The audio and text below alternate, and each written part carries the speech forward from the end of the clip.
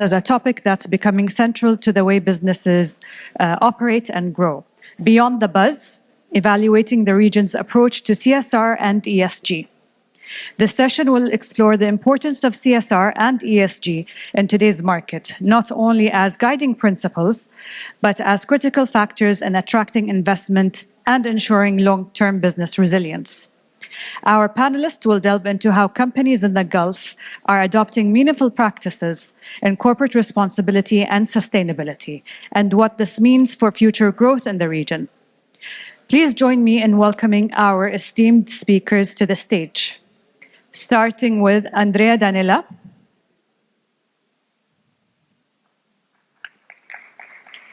founder and general partner at Global Millennial Capital, who brings a wealth of knowledge on investing with a focus on impactful and sustainable business practices. Next, Laila Al-Mutairi, CEO of Injaz Kuwait, known for her leadership in fostering educational and social initiatives that drive development. And Dalal Behbehani, board member at Boursa Kuwait, providing critical insights from a governance and policy perspective on how ESG is shaping capital markets.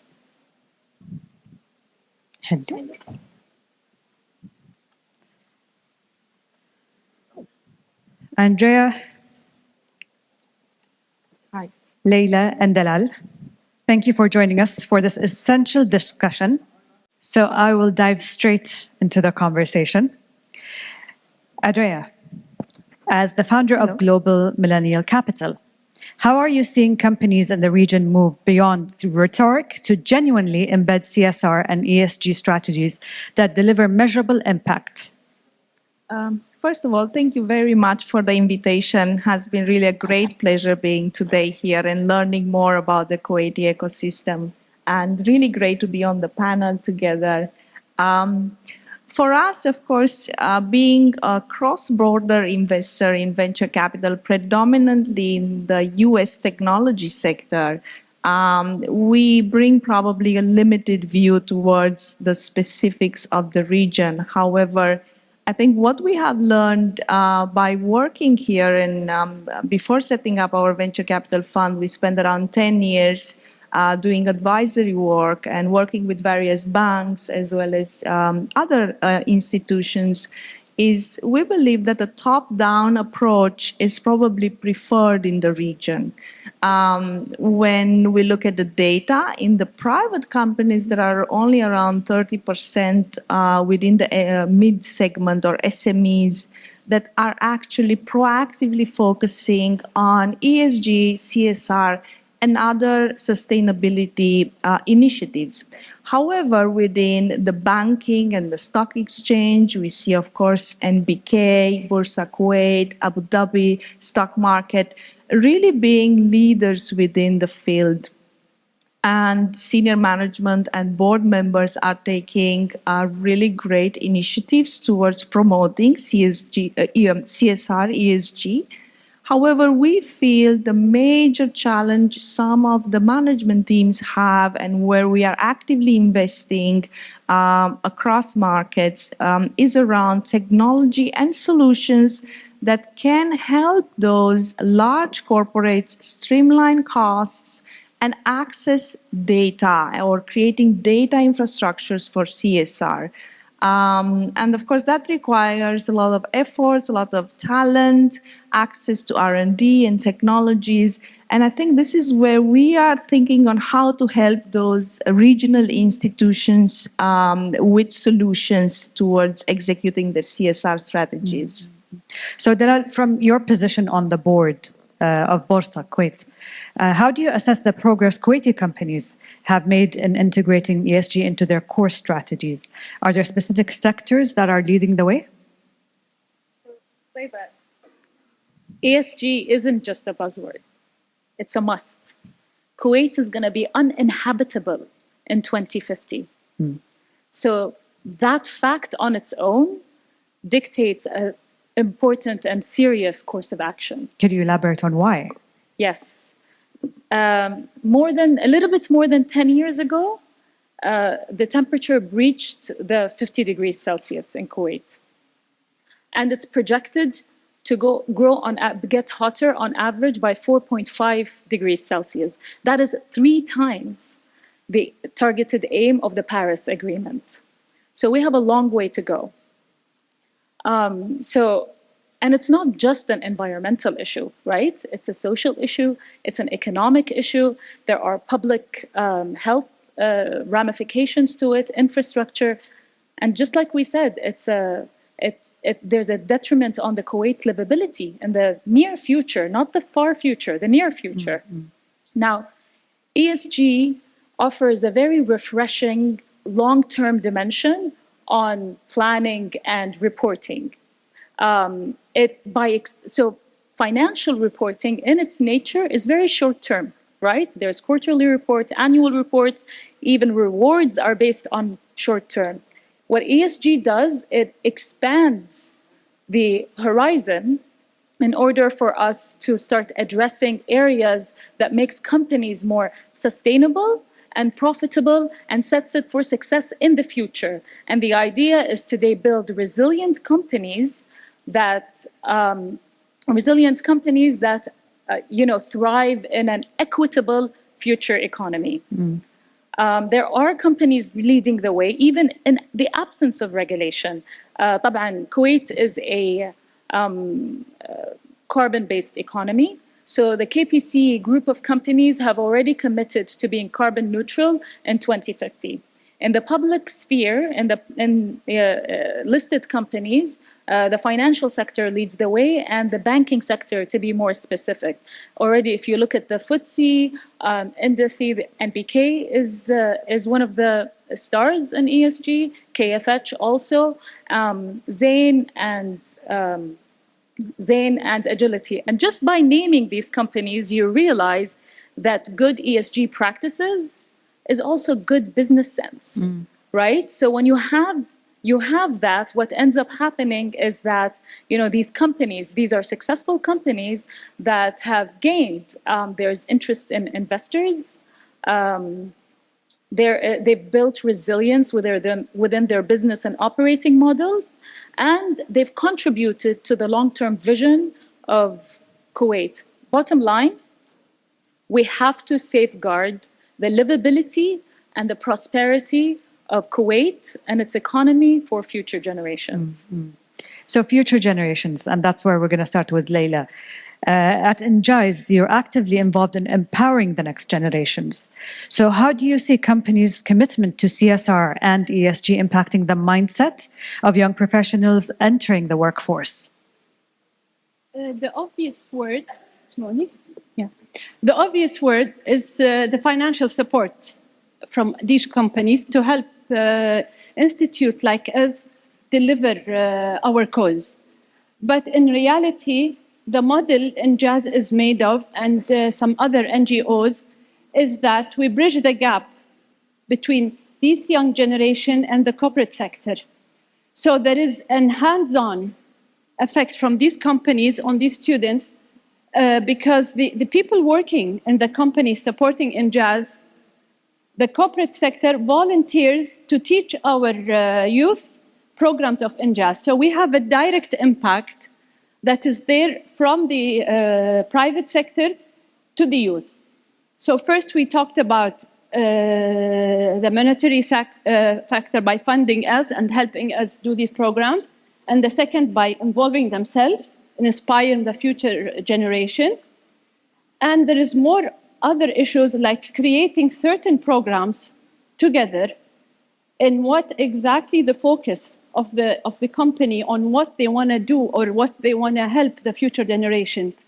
How can they develop it? We can create things with them and then implement it. So yes, it is, we do help the corporate, whether they want to invest in us or they want to have a first-hand,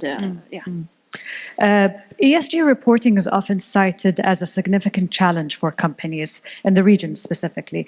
What do you believe are the biggest obstacles in achieving transparent and consistent ESG reporting? Andreea, as an investor, how critical is transparent ESG reporting in your investment decisions? Absolutely. I think that's a really interesting question. And I feel probably breaking down only ESG reporting from financial reporting. I think, we would like, in an ideal world, to achieve financial results with meeting sustainable goals and making those healthy and prosperous companies, as it was mentioned previously. We believe that, in the global markets, what we have seen is that large allocators, sovereign wealth funds, start paying more attention to what we call ESG, sustainability, and CSR, as well as some of the initiatives that we have seen in the Gulf region with COP and some of the other events that are increasing awareness towards this important topic. When it comes to our investor mindset, some of the companies we invested in and where we do extremely well is around artificial intelligence and SaaS platform that focuses on collecting consumer, investor, and impact data. And I think what we are trying to understand through a digital survey is how those end consumers react to various financial products, to various consumer products or new launches, or to financial loans, and how those pricings are really impacting the end user, not even the end consumer. And that, of course, is very difficult to achieve when management team is focused on leading the business and meeting the quarterly goals. So we really extend that sort of approach and support through some of our portfolio companies like Leonardo Impact, where we already have, some of our customers include the likes of HSBC Bank or the Nordic Development Fund. But in general, the impact investing sector, it's around 1 trillion. There are around 3,500 impact investors globally. Mm-hmm. And that impact investor mindset and addressable market is expected to increase. We expect a 17% increase. And I think with that sort of demand, we definitely expect to see much more conscious consumers and investors to CSR, ESG products, beginning from rating agencies to analyzing how that impact data looks like and what senior leadership and management can do with the help of those technologies to increase the reach. We definitely are making great efforts at the fund level, not only to invest in artificial intelligence and SaaS, vertical SaaS technologies for enterprises, but we are also started thinking how our strategy could include ESG and CSR. Mm. And probably the first aspect that we're going to look at will be around impact reporting as a venture capital fund. And further on, we would love to make further initiatives within portfolio and value creation strategies. Yeah. But at the moment, we are exposing by investing in great technology spin-out of Georgia Tech, TUM, and other great universities globally that specialize in engineering and technology, and then help those companies, those startups, support some of the institutions in the Gulf region from where our investors come from. So, Laila, listening to what Andreea just said, how do you support organizations in overcoming the challenges of ESG reporting, especially when it comes to demonstrating the social impact of the initiatives? Yes, reporting is always a challenge. But if I'm going to talk about organizations like Injaz, we are international. We've been in Kuwait since 2005. It was established in the world 100 years ago. So we have a very stable reporting system internally. NGOs that works in a similar goal like ours, like empowering youth, we have a very clear reporting on what we're doing. So it's very easy for us, and even not as a result, even on agreement with the companies, to decide with them what are the goals they want and what type of reporting do they need. For example, Injaz Kuwait has an agreement with the Ministry of Education. So we have in advance all the numbers of students we can access, what type of programs. We can create our own programs with the companies. So at the beginning of the year, with the deal that we're having with the companies, we can agree exactly on what they want. And because this is our specialty, we can save time for them in implementing and proper reporting. And Dalal, from your perspective, from a regulatory perspective, what steps are you taking to encourage better ESG reporting among listed companies? What improvements would you like to see in the current standards of reporting? Yeah, so like we said, the biggest challenge is incentives and traditional financial reporting, right? If we introduce the concept of time when it comes to those different, different objectives, then we start understanding. But now integrating ESG practices on a daily basis is actually the key to overcome this. And this takes time, and it takes effort, and it takes commitment, because what ESG but what leaders and managers and companies have to understand, that what this ultimately does is that it basically embeds long-term resilience in a company in the heart of corporate success, right? So at Boursa, what we did last year, and just to be clear, ESG practices and sustainability indicators are largely involuntary. They're not mandatory. In Europe, a few years ago, there were some mandatory sustainable practices. The SEC last year proposed certain policies, and if they go through, there will be some climate risk-related indicators that are mandatory. In Kuwait, the CMA is constantly surveying the market and company readiness. What we've done last year at Boursa is publish a guide on ESG and provided a framework for it. And we provide twice a year training and workshop on it. The idea is to start embedding these ESG factors, and we've published it in a way that is aligned with international standard, aligned with Kuwait's ambition, vision, and obligations. And the idea is that companies also get to choose the performance indicators that are aligned with its ESG theme and materiality matrix. But so ESG, if we start talking about performance and success, ESG is this like big picture scorecard, right? And companies have an opportunity to set themselves up for future economies that are equitable, that are just, and they become companies that do well and do good. Do you feel that investor confidence grows into companies that are reporting ESG, their ESG performance? Sure, you're safeguarding the future. You're making it more resilient. There is no doubt about that. And if we just look at, which are the local companies that are in FTSE indices, these are the most stable, profitable, and the ones that have the highest level of trust. Trust is an important word, right? Because if you are addressing things beyond the financials, if you are addressing a company's position within a community, within a society, and addressing all of the value pertaining to all of its stakeholders, then by definition, there will be more depth and more trust and more confidence. Andreea, how do you see investors' expectations around ESG evolving?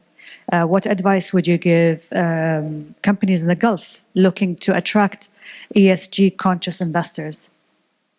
Absolutely. I think a great point has been raised previously about strategic planning and long-term success, and I think that is so much linked to sustainability, CSR, and ESG reporting.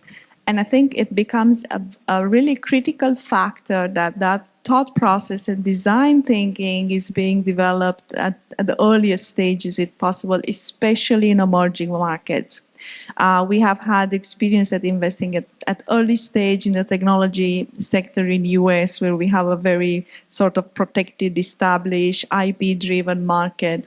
But we also have worked on many investments in emerging markets, not necessarily only in the Gulf. And I would definitely tie ESG, CSR, sustainability to corporate governance as well. Designing strong processes and systems in place internally from a consultant or growth investor eye, excluding the public markets where the rating agencies come in play already, are really, really important signals for institutional investors to buy in those companies. Because at the end of the day, what institutional investors want to see is really long-term success beyond those financial indicators that get reported.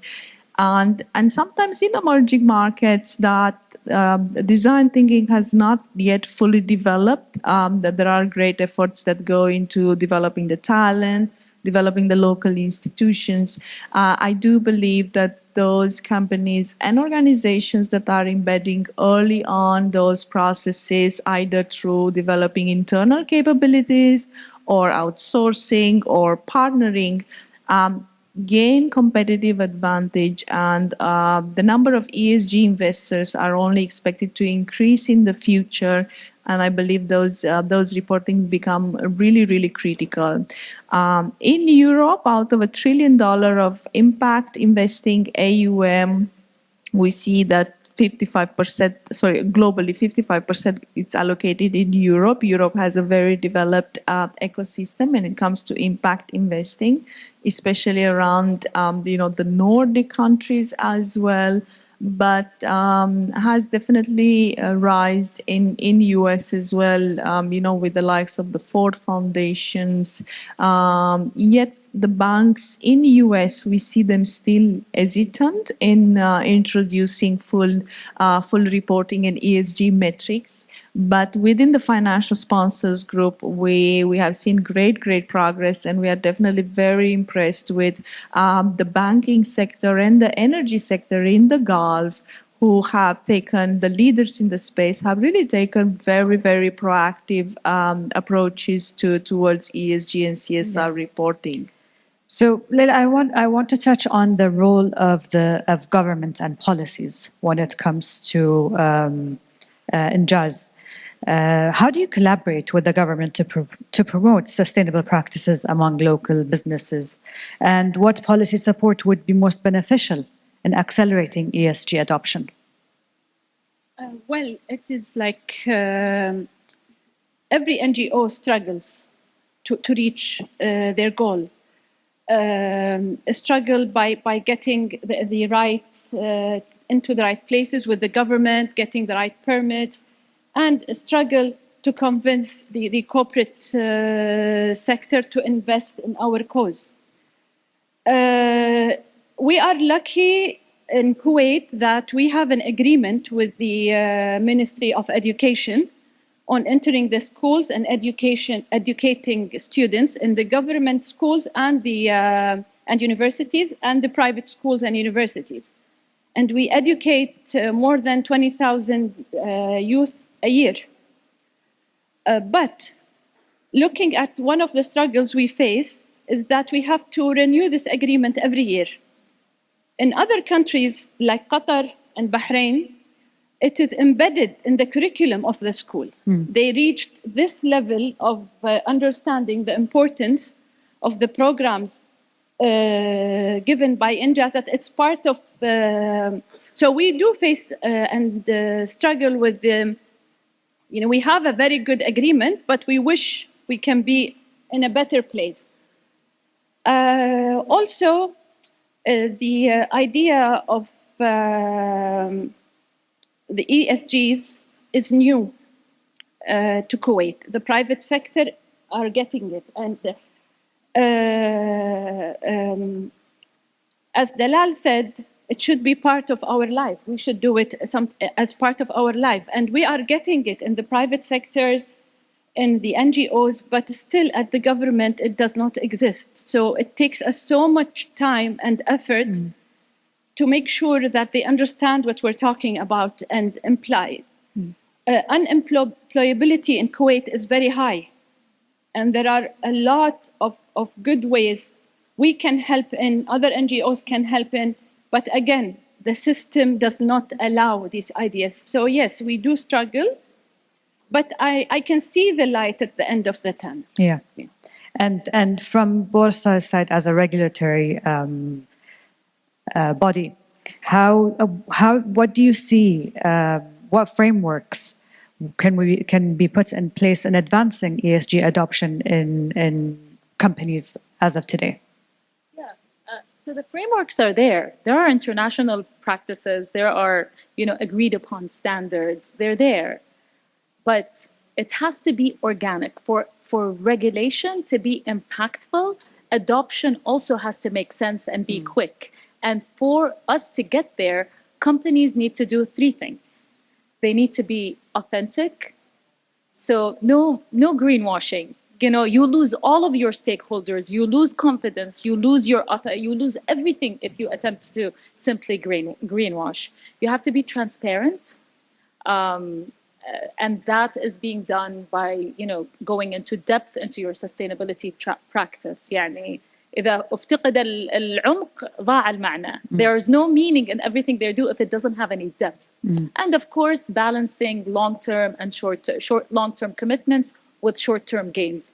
Once you have those three, then Kuwaiti companies cannot just meet expectations of all the stakeholders. They can far exceed them, and then you're primed for regulation, and then regulation but you have to foster first these foundational practices and have them part of the process of companies before the introduction of regulation, because you cannot have regulation that is typically costly to implement and to execute and to oversee. You cannot have it come and just disrupt a natural, like an organic development. And we're saying this is something that has a very long-term objective, but you need it to be in the day-to-day life of workers. And honestly, for me, it's just, when it comes to ESG, it becomes an additional tool besides the number, right? What are we doing here? Why are we doing all of this?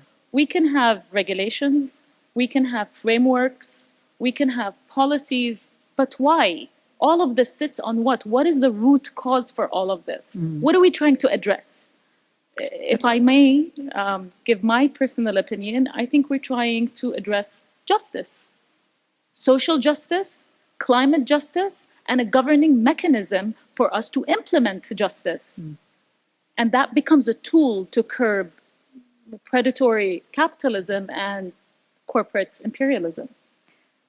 You've naturally taken me to the next question and beautifully answered it. But I would like to extend the same question to Andreea and Laila. What would you say are the top 3 priorities for companies in the region to move from ESG awareness to actionable impact? Right. I think it's definitely an interesting perspective. We normally want to stay relatively, neutral in terms of giving broad advice. However, we think that we believe in developing definitely the awareness. I think awareness is very important for people to get familiar with the concept of ESG, CSR. The region definitely has its own nuances in terms of business culture, in terms of sources of income, GDP composition. We can definitely not ignore those metrics. While in the same time, we want to consider, current situation and future situation, sustainability in terms of returns, diversification, among other factors. However, we strongly believe the region has done really great progress. Definitely from NGO level up to publicly listed companies. I think there are different approaches and different perspectives. There is no one size fits all. And I think Dalal has mentioned previously, there are different metrics and different set of tools that can be applied to different organizations to increase impact. And I think the objective is that we increase impact, we increase the sustainability, organizations deliver performance and align to the overall organizational goals. So a top-down approach to knowing and increasing awareness around sustainability, CSR. The second is access to talent. We start seeing specialist CSR teams within business units. And I think if there is a long-term commitment towards that goal, organizations should look at investing probably in specialized talent, or can be in a consulting form, can be in hiring, or can be in other ways of achieving those objectives. And I think those specialist CSR teams can bring that independent and neutral hat into those boardrooms that sometimes is very difficult to explain to all the stakeholders that this is really important because, in 10 years' time, we want to become a really, really big brand. And sometimes a management team is very, very focused on the cyclical sort of business objectives and challenges. And then third, I think we strongly believe in technology as investors. And I think we have a broad view. We invest early stage to IPO. Our mandate is to invest in 100 technology companies. And because we are early stage investors, we focus a lot on the B2B segment within blockchain, AI, cloud computing. We are into an exclusive partnership with NVIDIA. And I think that some of those lucrative technologies can be definitely of help to currently large organizations in the region, and probably as trust increases, can be expanded to a broader group of stakeholders. But I think we are really in a great shape in the Gulf region at the mid to large cap. Mm-hmm. And I think that is really an interesting approach to take into CSR to begin with. It takes time and it is a transformation process. And we have to keep maintaining and growing assets across a different set of stakeholders, in my view. But again, there are many perspectives, and I think everything is really accepted. Laila, I would love to hear your point of view. 3 items on the wish list. Dalal and Andreea said it almost all. I totally agree with them on that. But as we all know, as human beings, we are made wanting to be good and to make good and to make a difference. So in Injaz, what we do sometimes in our approach, that when companies come to us forced to work because of reporting they need to do, we understand that they are not 100% believers. They just need at the beginning to report. And it's a good idea that maybe they come in forced until they see the experience. And then when we started working together, it gives a personal fulfillment in them, away from the reporting. They are fulfilled as people. They are happy, they have contributed and did well. And we realize that every human being needs a chance to understand how to help. Mm-hmm. After that, we realized that if we worked with companies sometimes on project without having the funds or the money, just as a volunteer, or our kids visit your company, show us around, tell us what you're doing. We realize that these type of companies are the loyal ones and that stays with us forever and then contribute to our cause after a year or two. We think by giving the chance for people to try something or practice it, you create believers. You cannot create believers by just talking about something important. You need to create a believer, but by having them try it, feel it, and then you create better believers. So that's what I would add to both my colleagues, very important. And what a lovely way to end our summit. Thank you, Andreea, Laila, and Dalal. And thanks to all our speakers today who contributed their insights. As we close MoneyTech 2024, I'd like to extend our sincere gratitude to everyone here today. You made this event truly impactful. We hope these conversations spark new ideas, foster connections, and support your ongoing work and ambitions in Kuwait and beyond. Thank you very much. وسامحونا على القصور.